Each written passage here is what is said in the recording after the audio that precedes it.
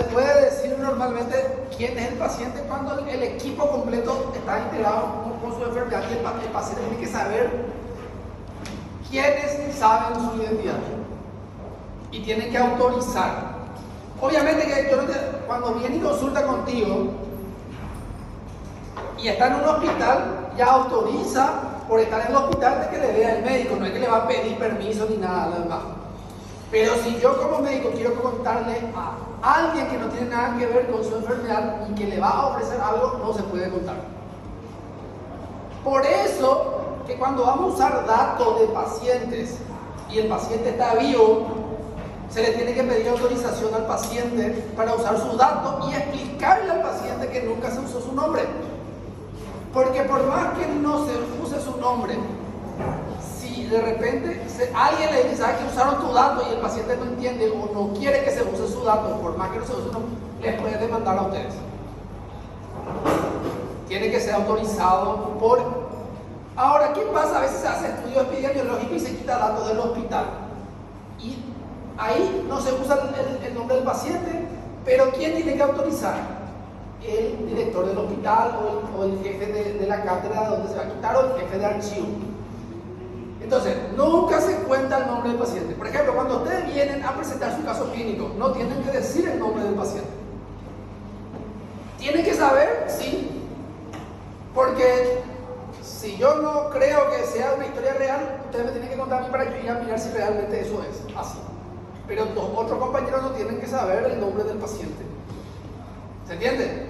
Ustedes que van a presentar, el que recogió el dato, y lo ideal es que sea tipo una persona máxima que sepa el nombre del paciente, ¿verdad? O si se fueron todo el equipo, solo eso, pero no se pone acá para que todo el mundo vea. Porque imagínate que alguien quite la foto y sale allá su nombre y con tal enfermedad y él no quería que se sepa que tiene esa enfermedad.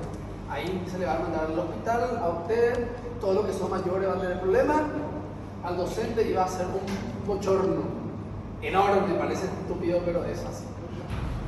No sé si eso. En esas situaciones se puede. Otras situaciones es cuando le arriesga, digamos, a una gran población. Ese también, si vos te das cuenta que le va a matar a todo el mundo, y ahí no tenés otra, ¿verdad? O le van a matar a muchos. Pero eso, si te dice, ¿sabes que yo voy a ir a matarle a tal? Eso sí. Esa situación sí, si es real, si no está en cuadro psiquiátrico y es real, esa situación sí.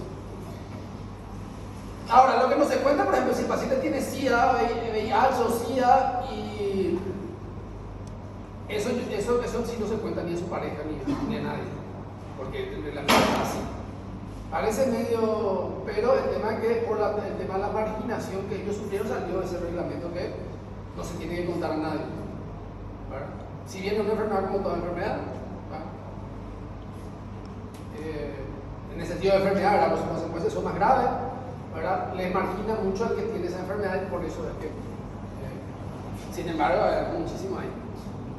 Más de lo que se imagina. Bueno, entonces,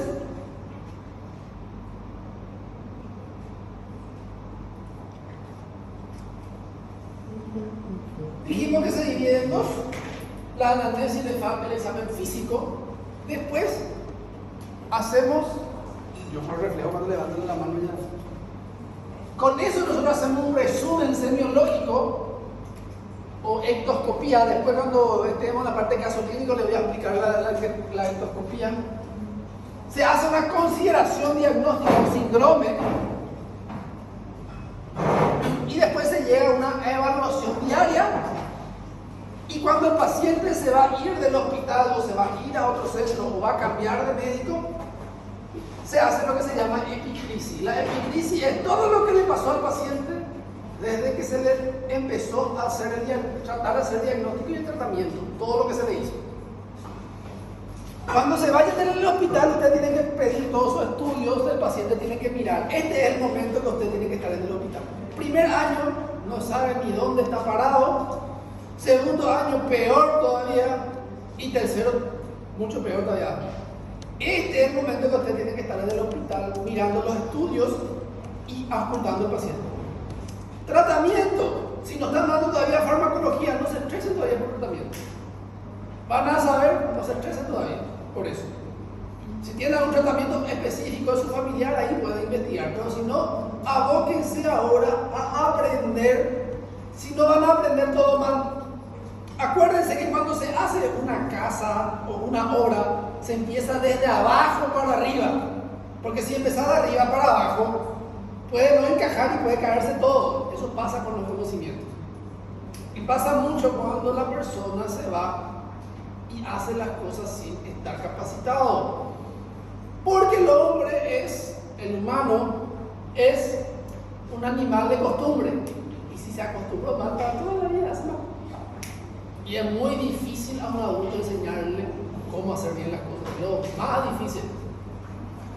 Entonces ahora es el momento que estén en los hospitales, miren todos los estudios, auscúltenle, pálpenle, obsérvenle, pregúntenle, hablen.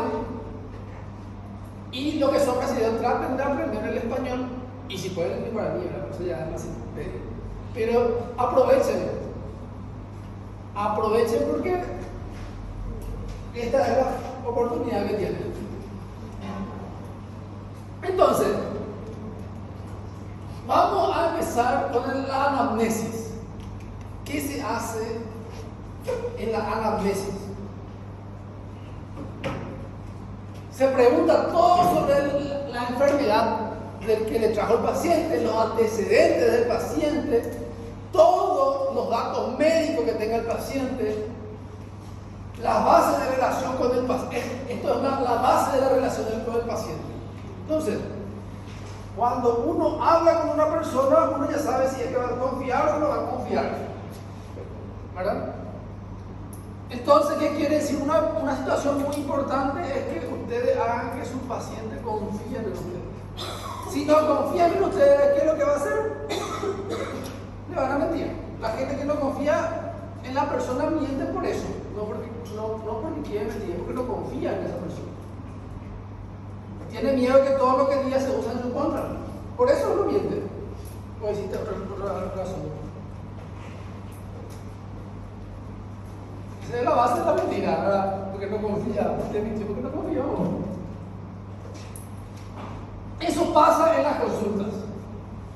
Entonces se van a dar cuenta de eso cuando ustedes se van y le pregunta algo y le dice una cosa y después el jefe le pregunta otra cosa y le dice con todo lo que no te dijo. Y hiciste la misma pregunta, de la misma forma y a veces más amable, porque se va y le dice, y vos todo así con cariñito. Y es por eso. Parece una estupidez, pero la confianza es la base de ustedes tener un buen dato médico. Y la confianza se basa en muchas cosas. Para los pacientes a veces les ven muy jóvenes y puede ser que eso no les transmita mucha confianza. O ven luego de la universidad y justo salió que alguien de la universidad le mató tal, puede ser eso. Entonces ya depende de ustedes ver eso. ¿Sí? Entonces, ¿cómo mejorar eso? Una actitud de atención. Hay que mostrar al paciente que le estamos dando importancia. Porque si el paciente está hablando, yo estoy aquí hablando teléfono allá, escribiendo acá y no le miro, entonces tampoco me pillan demasiada confianza. Y cuando lleno los datos tienen que ser ordenados. Tenemos que tener una orden. Normalmente la historia clínica, los hospitales ya tienen bien reestructurados. Si no tienen, yo puedo reestructurar mi historia clínica. ¿Para qué es lo que se estructura la historia clínica? Para no olvidar u omitir ningún dato. Para eso. Entonces, ¿qué quiere decir? Si yo tengo una historia clínica que tengo que llenar todo. No dejar en blanco. Y por algo se hizo así. Si ustedes ven que está mal, entonces tienen que decir lo que hizo esa historia, ese formato, que modifique ese formato. No dejar en blanco. Y algo muy difícil en nuestro ambiente público, en el ambiente privado es fácil, pero en el ambiente público, un ambiente tranquilo, sin ruido o posibilidad de interrupción. Imagínense, un lugar tranquilo, sin ruido y sin que nadie te interrumpa. Yo ni en mi consultorio mismo no puedo estar tranquilo sin nadie me interrumpa. Doctor, ya me llamaste, doctor, estoy en la lista y abro y entro en tu escritorio. Eso no está mal. Y eso es porque se le acostumbra mal a la gente también.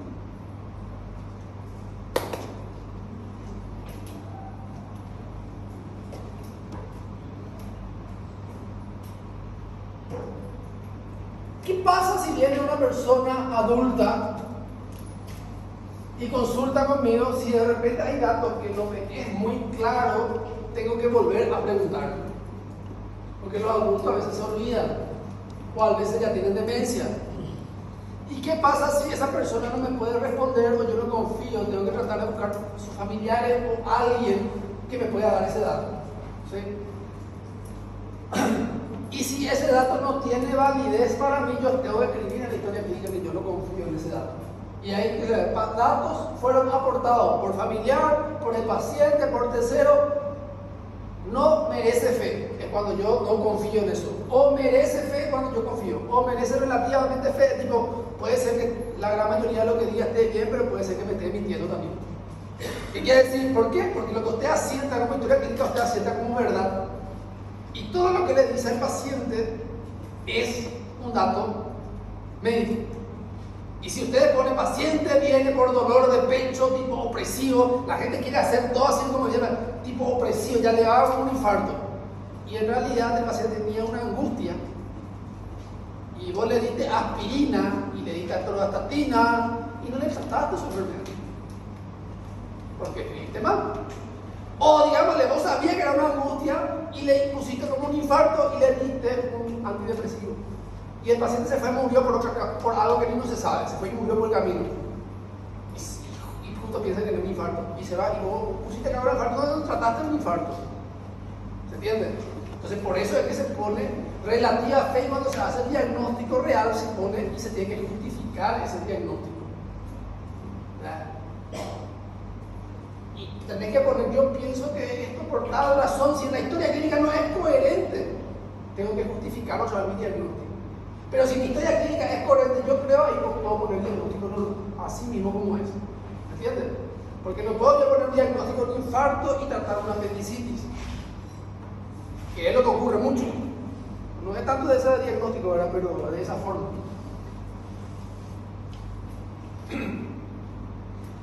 Otra cosa. Cuando yo estoy escribiendo y escribo mal, no pasa nada a borrar. Yo puedo hacer un borrador. Puedo hacer todo lo que yo estoy escribiendo. Después pasar a un formato electrónico o volver a hacer y ordenar bien. Eso no quiere decir que el primero que yo escribo sí tengo que escribir bien, porque ese se borra todo, no. Escriben todo lo que y después pasan por un limpio, no pasa nada con eso. Solo que como no es como en la facultad que tenés un paciente, tenés 4 horas para ver un paciente, no. En la vida real tenés mínimo 20 pacientes para ver en una mañana. Entonces ya tratás de equivocarte, no equivocarte de hacer todo una vez, pero eso ya depende de la habilidad y la experiencia, por eso es que tienen que hacer todo el tiempo. Entonces, si ustedes hicieron mal, pueden romper y ir a hacer otra vez. Obviamente que si pasa 24 horas ya no pueden más romper, porque eso ya va a quedar como un documento. O si pasa algo muy grave y ustedes tienen ahí y viene la fiscalía, ya va a llevar de ustedes. Y tienen que tener mucho cuidado, no tratar de inventar las cosas porque después queda incoherente. ¿Entienden? En ese momento pueden romper y hacer, pero al día siguiente nos he recomendado hacer una historia otra vez frente al paciente, ni modificar. A veces queremos solucionar algo que en realidad es así, por bien de nosotros, pero en realidad algunos te hace mal porque no es coherente. Y al no haber coherencia es lo que usamos en contra de eso. Porque acuérdense, todos tenemos que morir, todos tenemos que enfermar. Eso es así. ¿Qué es lo que nosotros hacemos? Tratamos que el enfermo no se enferme más por nuestra causa. Eso es lo que hacemos. O tratamos de curarlo. Nosotros no podemos enfermarle más ni matarle por nuestra causa. Pero el paciente puede morir, puede enfermarse por su enfermedad. Esa no es responsabilidad del médico si eso pasa y actuamos bien. ¿Sí? Por eso es la famosa frase de primero no dañar. Esa es la base de todo. Cuando hablamos de dañar es en general. Profesor, aquí en Paraguay hay protocolo, por ejemplo, de una institución hospital. Protocolo de historia clínica. Por exemplo, da dor torácica. Como que eu vou identificar se é uma crise de ansiedade ou se o paciente está infartando? Ese vamos a ver el año. Durante el año. Una clase de síndrome coronario, una clase. Hay protocolos nacionales. Para lo que es el ministerio hay protocolo nacional. no del hospital. No, pero si el paciente llega con dolor en el pecho, sí o sí se hace un electro en el hospital. Depende de la característica del dolor y depende del hospital. Pero vamos a dar la clase. Vamos a dar la clase de eso. Sí, hay protocolos nacionales y algunos hospitales privados tienen también. Anteriormente no había, pero para eso está el libro, ¿verdad? O sea, hacer el protocolo del libro que yo leo. El tema del protocolo es tipo para no decir, yo leo tal libro, no, este es lo que tenemos que hacer. Para eso decir el protocolo.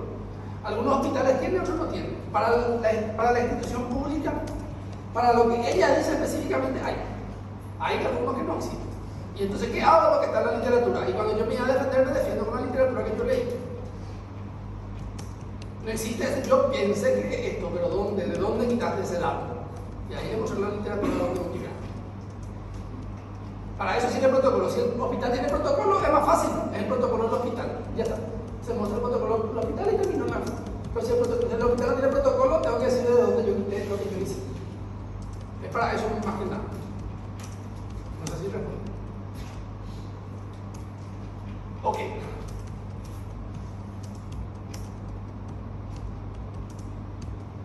Una cosa muy importante, los datos positivos tienen mayor importancia. ¿A qué le llamo datos positivos? A los signos o síntomas de la enfermedad. Y es mucho más importante decir, el paciente tiene sibilancia que el paciente respira bien. Porque si yo digo que el paciente tiene sibilancia, tengo que tratar la sibilancia. Si yo digo que el paciente respira bien, ¿de qué me sirve para tratarlo? ¿Se entiende? No es que no tenga que escribir ni nada. Es más, cuando nosotros hagamos la historia clínica, solo vamos a poner los datos positivos para acortar todo eso. No vamos a decir todo lo que está bien, vamos a decir todo lo que está mal. ¿No? ¿Se entiende? A eso se llama dato positivo. ¿Entendieron? Toda aquella manifestación de una enfermedad, tanto signos, síntomas, eso es un dato positivo. ¿Sí? Y cuando escribimos la historia clínica, esto es del libro. Esto ahí tiene mucha controversia con respecto a lo que puedan decir los instructores. Acá hay muchos tipos de escuelas y muchas formas. ¿Ustedes qué van a aprender en la práctica? Van a aprender la experiencia de ese docente. No van a aprender un libro, que es lo que estamos aprendiendo acá. ¿Qué quiere decir? Que puede ser totalmente contradictorio de lo que yo digo incluso. Y ustedes, ¿cómo? Si es una cátedra tienen que hablar todo igual. Mis ideas no son iguales, imagínate, yo creo que otra persona sea igual. Entonces, lo que ustedes adquieren es experiencia, ¿verdad? ¿Y qué es lo que ustedes tienen que saber para aprobar? Eso es algo administrativo, más que cualquier cosa. Es lo que yo les enseño. Le van a decir otra cosa, puede estar en relación o no con lo que yo digo. O pueden interpretarlo de ustedes mal o no. Lo que ustedes van a aprender es la experiencia de aquella persona, cómo examinar y todo lo demás.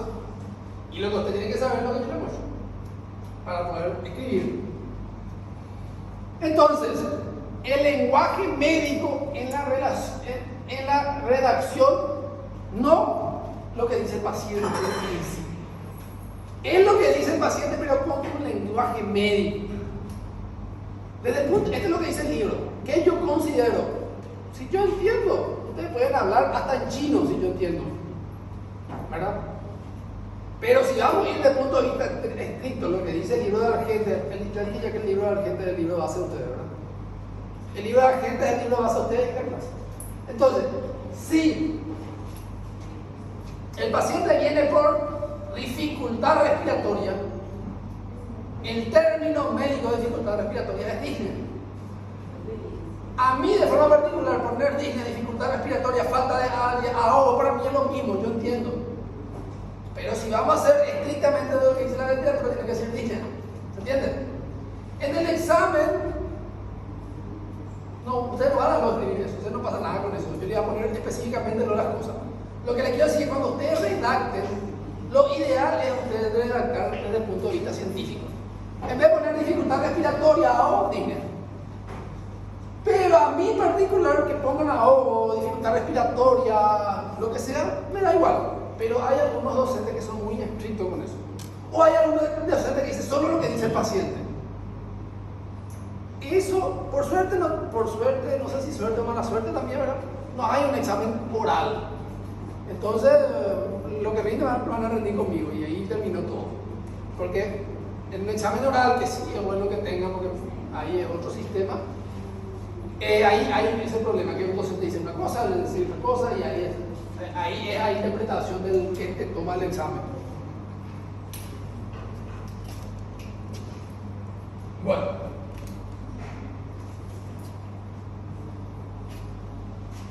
Otra cosa, si el paciente viene y dice, vengo porque tengo una gastritis, no puedo decir yo, el paciente viene porque tiene una gastritis. El paciente es médico, a veces sí, por la gran mayoría no. Y ni si es médico, no te puede decir que viene con una gastritis. Si ya viene un diagnóstico tratado, nomás, ya para qué viene con un médico, ¿verdad? No hay que tomar literal lo que dice el paciente, hay que razonar. Entonces, yo vengo por una gastritis, pero ¿qué vos sentís? ¿Desde cuándo? ¿Cómo sentís? ¿Qué más sentís? Eso es lo que usted tiene que indicar. No, el paciente viene por una gastritis, plan, omeprazol y hacer endoscopia, no sirve así. Entonces, no debe aceptarse sin más la casualidad de los fenómenos descritos por el enfermo. Entonces, tiene que ser razonado desde el punto de vista de signos y síntomas. ¿Sí? Ahora, otra cosa que yo puedo hacer, yo vengo con una gastritis. ¿Por qué voy a decir que es una gastritis? Porque yo me hice una endoscopia y ahí salió esto. Ah, sí, tiene una gastritis. Bueno, pero ahora, ¿qué está sintiendo? Yo tengo que corroborar que si los síntomas, ¿por qué vienen? Esa es su gastritis que ya se conocía. O puede ser otra enfermedad, puede ser un infarto, que está diciendo una gastritis, que se manifiesta igualito. A veces. Entonces, la anamnesis es la parte más importante y me hacen diagnóstico ya en un 50%. Y de ahí, esto también es del libro, que más medicina no es mejor medicina. ¿Qué es lo que nos quiere decir la literatura al poner esa frase? Pedirle mucho estudio al paciente no me hace mejor médico, ni nos hace que mi medicina sea mejor. Eso es lo que quiere decir la literatura.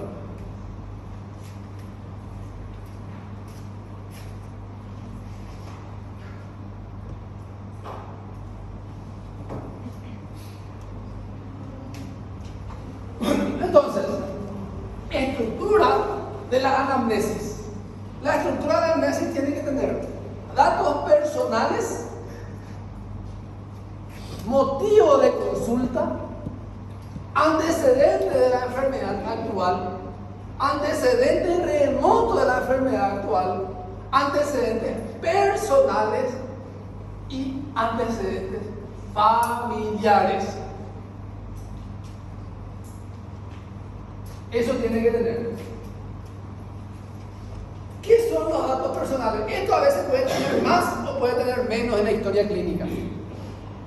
El hospital tiene su historia clínica que es igual para el ministerio, es súper largo. Cuando se vayan al hospital, miren eso y lean todo, por lo menos una vez, para poder saber cómo. Esto puede cambiar de institución a institución de acuerdo a la importancia que le dan los datos personales. Los datos personales son la situación del paciente que es propio del paciente, no de la enfermedad. Entonces, ¿qué son esos datos? El nombre. ¿Cómo se llama el paciente? Él no depende de la enfermedad, depende del nombre que se le puso. A veces el nombre me puede orientar la etnia o de dónde es. Ustedes se dan cuenta que los que son paraguayos tienen otro nombre y otro apellido acá, y los brasileños también. Y ya se distingue ya más o menos, vos sos de tal lugar, por el apellido y por el nombre. Y a veces eso puede ser tan relevante porque hay enfermedades muy típicas de una región que puede ser genética o puede ser epidemiológica. Y cuando manifiesta algo, por ejemplo, yo puedo pensar en otras cosas. Por ejemplo, si viene un yanqui, viene con fiebre, y hoy recién llegó de ir allá y no tuvo ningún contacto para yo decir que es por cuadros infecciosos de acá, en ellos nosotros no vamos a pensar en cuadros infecciosos. ¿Por qué? Porque ellos no tienen dengue, no tienen chikungunya, no tienen nada de eso. Imagínense, esto, en ellos puede ser una neoplasia. Su manifestación de fiebre puede ser una neoplasia.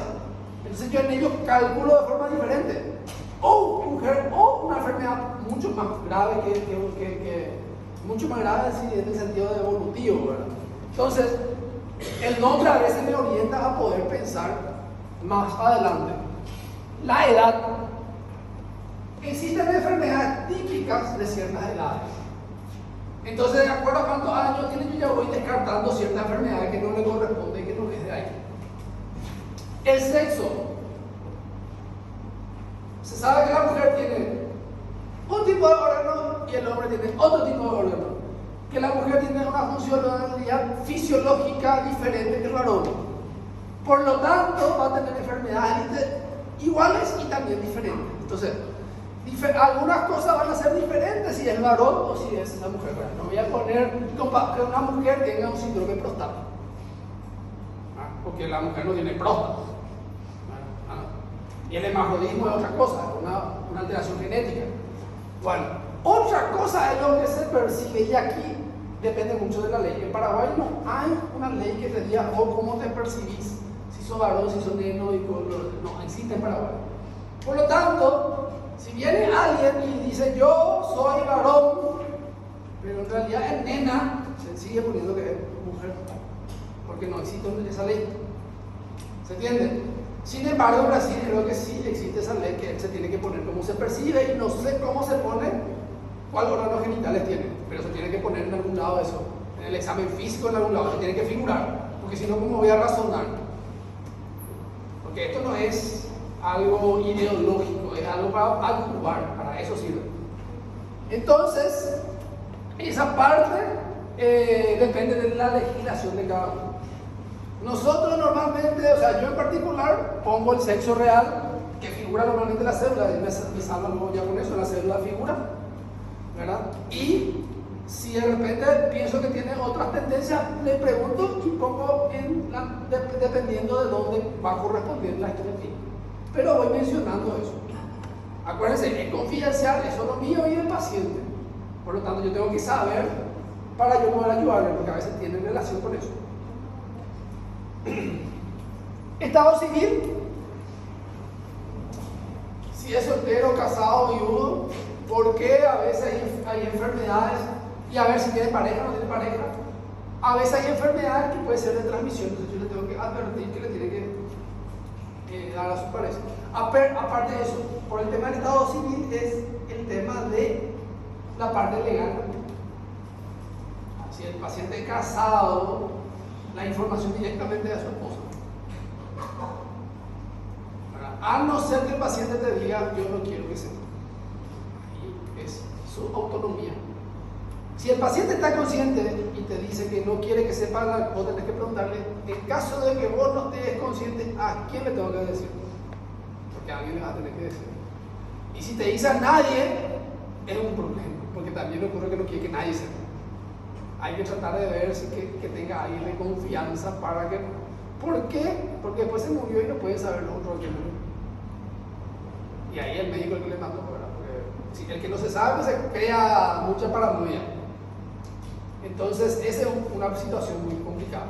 Y si el paciente ya vino inconsciente y no tengo nada escrito ni firmado en ningún lado, ahí la esposa es la encargada, o los hijos, o alguien que es de su entorno. Ahí sí no tiene nada escrito y él está inconsciente, alguien tiene que decidir por él. Mientras una persona esté consciente, es el único que es responsable de su cuerpo. Y el único que puede delegar a quién decirle o no. Cuando pierde la conciencia, cuando es adulto, directamente es responsable de la parte legal que le corresponde. Si tiene esposa, es su esposa, y si tiene hijos, son sus hijos. Si no tiene hijos, ya son sus padres o sus tíos, sus parientes más cercanos. O su concubina, si es que vive con su concubina, también. Depende de eso. Su pareja con quien no se casó, desde el punto de vista. La nacionalidad, que también tiene que ver con el tema del nombre, ¿verdad? Pasar de dónde es y todo lo demás, la parte epidemiológica. La ocupación. Existen enfermedades que dependen de lo que uno hace. Por eso que el médico puede tener de todo, porque hacemos de todo, estamos en contacto con todos, ¿verdad? Entonces cuando viene un médico, vos tenés que pensar en todas las enfermedades bien claras. ¿A qué cosas se nos pega eso? Si es chofer, es mala alimentación. el golpe del vehículo de la columna. O sea, oye, te vas pensando ya. Si es una que está costurando, no sé cómo se hace, ¿verdad? O algo que más manualidades, puedes pensar en su síndrome del túnel carpiano. Si es profesora y viene estresada, con cefalea tensionada, podés ir ya pensando. No quiere decir que eso sea, pero ya te va adentrando de a poco. Acuérdense, signos y síntomas. Cuando yo termino mi examen físico, recién yo propongo un diagnóstico. Antes no, solo voy pensando en mi interior. Domicilio, la parte de domicilio es para poder ubicar a la persona, para saber su entorno epidemiológico. ¿Se acuerdan la época del COVID cuando alguien se tenía en el lugar?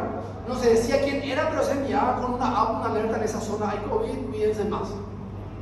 Entonces, para la parte epidemiológica. Y la persona responsable, poner ahí. Ahí también se puede poner número de teléfono, número de ficha, fecha de ingreso, que son datos que también es importante. Esos son los datos personales.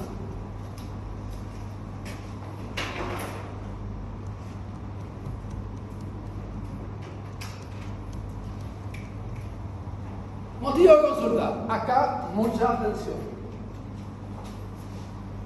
Esto es lo más importante que usted tiene que identificar, que a veces no es tan fácil de identificar. Prácticamente son 3 palabras juntas que parecen cortitas, pero nos complica o nos ayuda toda la vida. Motivo de consulta. El motivo de consulta es por qué el paciente consulta conmigo o por qué vino al hospital junto a mí. Ese es el motivo de consulta. ¿Qué quiere decir? Yo puedo tener dolor de mi dedo, de mi rodilla, puedo tener dificultad respiratoria, puedo tener un tungan penetra, o sea, acá nosotros decimos un pique, en el dedo. Y eso son todas enfermedades. Y vengo junto al médico. Y le digo, yo tengo esto. Como médico, en ese momento, solo en ese momento, no me importa nada de eso. Yo quiero saber por qué viniste junto a mí. Ese es el motivo de consulta. ¿Cuál fue la causa? Y ahí nos comete mucho error. Porque algunos vienen por una cefalea y yo no le trato su cefalea y le trato su pique. Y el paciente se va a operar con cefalea. ¿Por qué? Porque no puse el motivo de consulta. Puse que era el pique. Pero en realidad su problema era que vino por dolor de cabeza. Tiene toda la otra enfermedad. Y si quiero, puedo tratar toda la enfermedad. Pero al poner motivo de consulta, que él vino por tal situación, ahí yo enfoco mi razonamiento. Por eso es que lo que yo pongo como motivo es: si viene por dificultad respiratoria, si el paciente viene por dificultad respiratoria, el paciente no puede salir con una enfermedad que no produzca dificultad respiratoria. Si bien casi todo produce dificultad respiratoria, pero no puede salir con una enfermedad que no produzca dificultad respiratoria. Tiene que salir con una enfermedad que es un síntoma principal, sea una dificultad respiratoria. ¿Se entiende? Entonces, en el motivo de consulta se pone solo un signo o solo un síntoma. Normalmente se pone el síntoma y se pone solo uno. ¿Qué quiere decir? No voy a decir dolor de cabeza, dolor de rodilla, no. Dolor de cabeza. Dificultades, uno no. Pero existe una excepción a esa regla. Y es la fiebre. ¿Por qué la fiebre? Porque la fiebre, que es un signo, un síntoma, después vamos a hablar de eso, puedo agregar otro signo, otro síntoma más con la fiebre. ¿Por qué? ¿Qué ustedes piensan?